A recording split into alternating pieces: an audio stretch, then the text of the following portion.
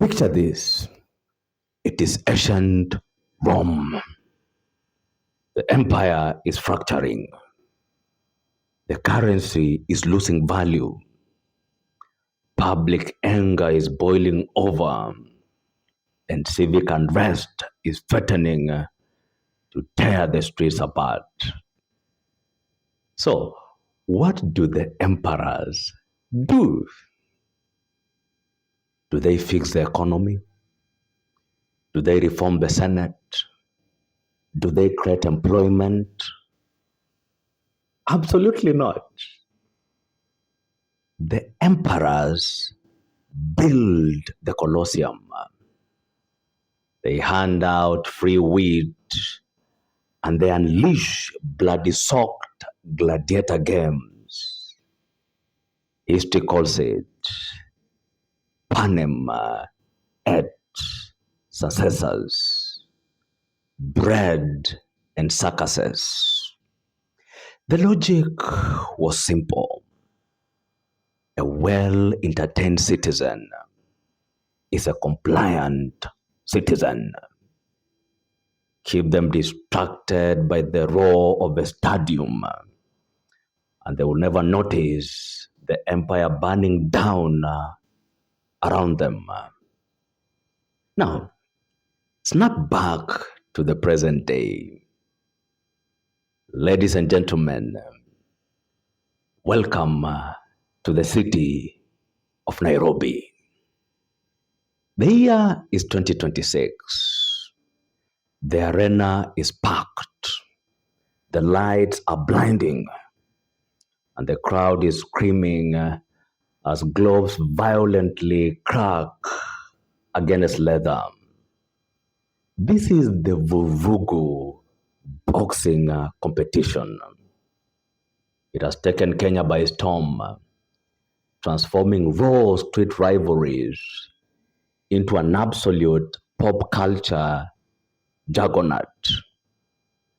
But beneath the sweat and the showbiz lies an intricate political matrix. As our elders warned us, when the music is too loud, the wise man looks around to see who is stealing his God. In this video, we are not just looking at the ring. We are looking at the VVIP launches. First and foremost, let's give credit where it is due. Whose idea was Vurugu? Vurugu belongs to the brilliant, hyper-commercial mind of Oga Obina and Obina TV Studios. Obina looked at a raw, viral street feud between grassroots boxers, Potiphar's Odipo, known as Majembe, and Ferdinand Omondi, aka Mbavu Destroyer. He packaged that raw energy, wrapped it in high-end production, and scaled it into an international celebrity tournament. You see, that is pure, unadulterated Kenyan hustle. But you see a spectacle of this magnitude where VVIP tables cost an astonishing 200,000 Kenyan shillings, requires massive capital. So where does the massive capital come from? You see, the financial backbone comes from corporate gaming giants like Sportybet. But then the waters get incredibly muddy. And I'm talking about the political shower of cash. The ringside has suddenly become a runaway for political Kenyan elite to flex their financial muscle under the gaze of supporting youth talent in the Republic of Kenya. President William Ruto at some point personally dropped 4 million shillings. His son George Ruto chipped in 500,000 Kenyan shillings. Bipartisan leaders joined the line. Oburu Odinga brought 1 million. Kasarani MP Ronald Karauri dropped 2 million. And Embakasi East Member of Parliament Babu Owino bought out 500 tickets for his constituents. So the big question is, why are top, prominent, rich, and especially broad-based politicians pumping money into Vurugu? Why are they pumping millions into Vurugu? Are they pumping millions into Vurugu because they love sports? Don't be naive. This is a masterclass in laundering political capital. You see, the political class loves to hide behind Article 55 of the Constitution of Kenya 2010. Our Constitution explicitly mandates that the state must create real structural policies to ensure the youth have access to training, they have access to employment, and they have access to sporting potential. This, ladies and gentlemen, is a fundamental right. But when politicians show up at a boxing match with suitcases of cash, they are performing a cynical public relations shortcut. They are subverting a constitutional right into an act of personal political charity. Handing 1 million shillings to a single boxer in front of flashing cameras creates the beautiful illusion of a government that empowers the youth.